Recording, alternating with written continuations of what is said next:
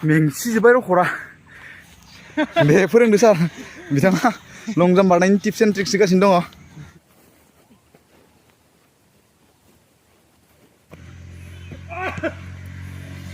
स' हेल' लोगोफोर नोंथांमोनखौ फिन खेबसे आरोबाव आंनि चेनेलाव बरायफिननाय थाबाय आंनि गोसो गोरबोनिफ्राय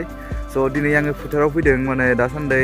बोथोरा बेसे गाज्रि नालाय जोंना फोथाराव बेसर फुनानै दोननाय दङ दा बेखौ रोगानानै माने नानांगौ आरो थाब थाबना आं दा बेखौनो रोगानो फैदों ओमफ्राय आधा रोगाखानाय जाबाय नैबे ओमफ्राय दंबावो गोबांसै रोगानो ओमफ्राय आं दा बेखौनो रोगानो फैदों आरो स' लोगोफोर बे आंनि माने फार्स्ट टाइम बर' रावजों बानायनाय भिडिअ आरोना आङो माने नोंथांमोननि अपिनियन मोननो लुगैयो माने आं हिन्दी रावजों भिडिअ बानायनो ना बर' रावजों भिडिअ बानायनो माने नोंथांमोना कमेन्ट खालामनानै खोन्थाहरबानो जाबाय भिडिअखौ माने हिन्दी रावजों बानायबा साबसिन जागोन ना बर' रावजों बानायबा साबसिन जागोन आंबो मिन्थिनो लुगैदों माने होमबालाय कमेन्ट खालामलायदो स' बांद्राय गोबाव खालामालासे भिडिअखौ स्टार्ट खालामदोनि नायलांबाय थादो अब्ला नोंसोरबो स' लेट्स गेट स्टार्टेड गाइस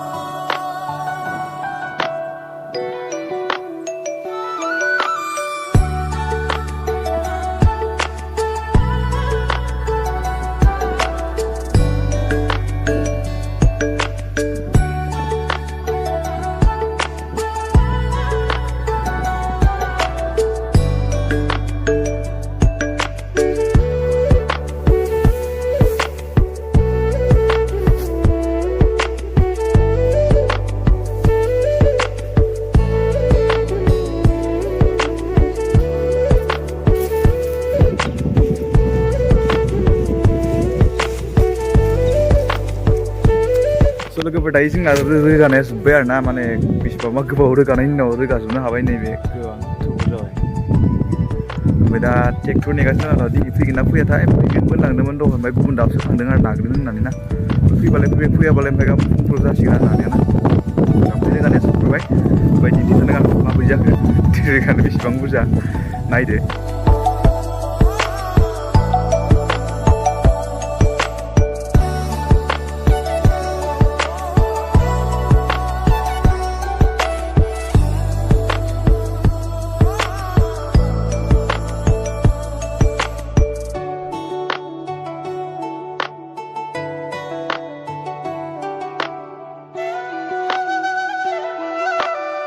ओमफ्राय रोगानायाथ' रोगाबाय जेनेबा ओमफ्राय दा हराव अखा हानांगौबा सेसखासो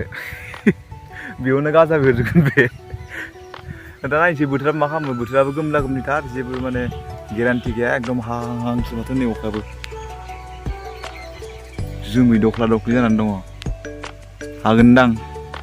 ओमफ्राय लोगोफोर ट्रेक्टराथ' फैयाखिसै ओमफ्राय दा मोनाबायबो नालाय बिसोरबो फैयाखिसै आंबो नेबाय दंमोन फैगोनदां होननानै ओमफ्राय दा थांसै आरो ना न'आवनो माथो खालामबावनो फैयाखिसैबालाय ओमफ्राय गाबोन फुङाव नाफैथोंसै गाबोन फुङाव लोगो मोनलायनोसै दे बिदिबा थाथ'दों नोंथांमोनाबो एसेनो दिनैनि थाखाय माने दिनैनि खामानिया एसेनोमोन आंना ओमफ्राय जोब्बाय आरो ना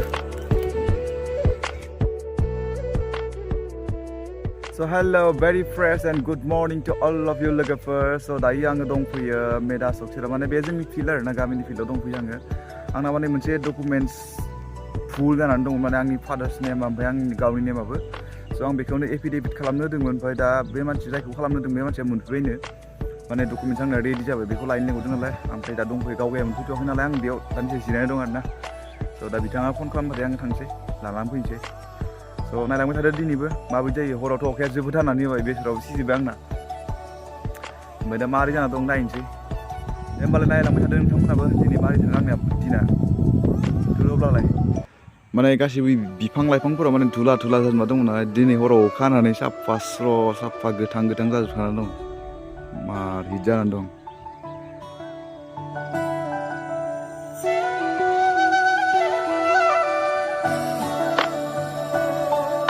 स' फाइनेलि डकुमेन्टसाबो रिकभार जाबाय स' दानिया थांसै न'आव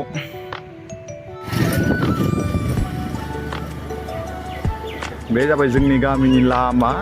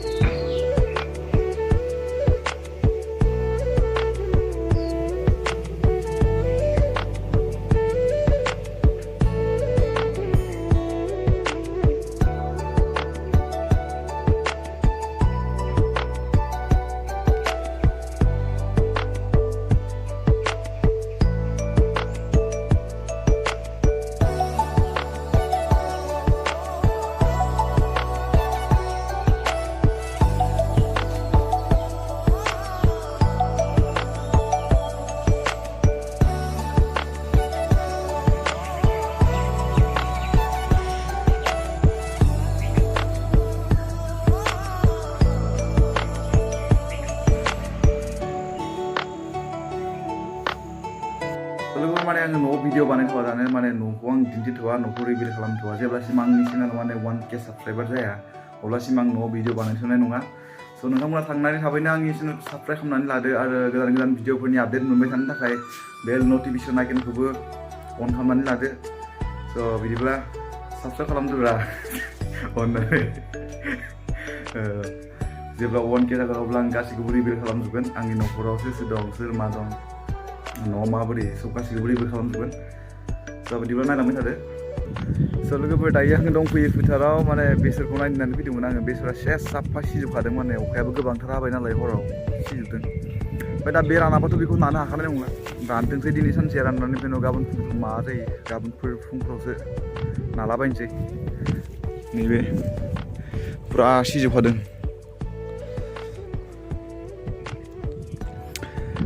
आरो गाज्रि अखा माने जे समाव नांगौमोन बिबार बायनाय फिथाइ थायनाय समावसो अखाखौ नांगौमोन बे समाव हादियाखसै दा बेसर फुनानै जेब्ला हानो समावसो ज्राव ज्राव होगासिनो अखाया आबाद मावनानै जानांगौबो जेबो गोरलै नङालै ओरैबायदि खस्थ' माने गिबियावनो हाल हेव हासार सार फो माबा माबि रोगा फु बेथ' बेसरबावसो माने माइ साइफ्रा बांद्राय खस्थ'सोबाव बेथ' गोरान बेखौ माने गोरान बोरि जायगायाव माने मावनो हायो बे माइफ्रानो माने हाब्रुआव देन्जार खस्थ' मोनखायो बेखौथ' दिन नानो हाखाला माने थाथोंसै बिदिनो राननानै माथो खालामबावनो बोथोराबो बिदिनो जाबाय समाबो बिदिनो जाबाय बोथोरा बिराद लांदां जाजोबखाबाय दासान्दि माने गासैयाबो बेसर नैबे बाय बांला दंबावो सोरहाबा फुजोबाखै माने फुनां स' हेल' एभ्रिवान दायो समा 4:30 जाबाय माने बेलासिनि सम आरोना ओमफ्राय फिल्डआव दंफैयो रानिं प्रेक्टिस खालामनो थाखाय माने इन्टारभिउबो दङ जाहैबाय 18आव स' फैदों आरोना प्रेक्टिस खालामनो हरै गथ'फोरा राग्बी गेलेदों फिल्डआव राग्बीनि प्रेक्टिस सोलिगासिनो दं बिसोरना स' दायो आं फाखोनैसो खारनानै लाग्रोनोसै र' दसे थाथ'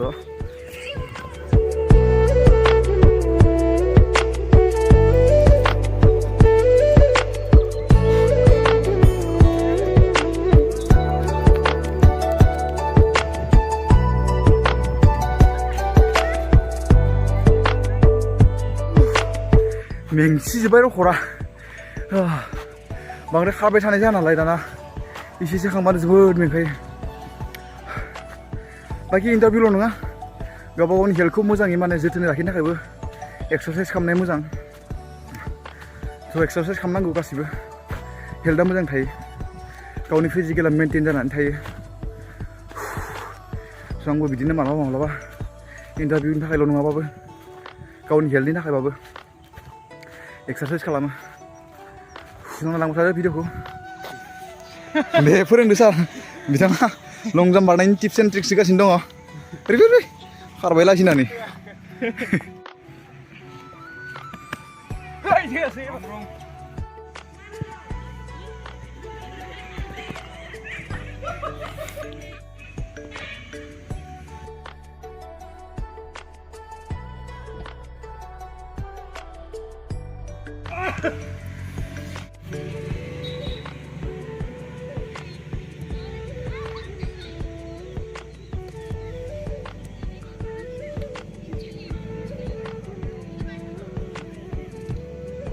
स' फाइनालि समाबो जोब्बाय ओमफ्राय दाथ' मोनाबायबो नालाय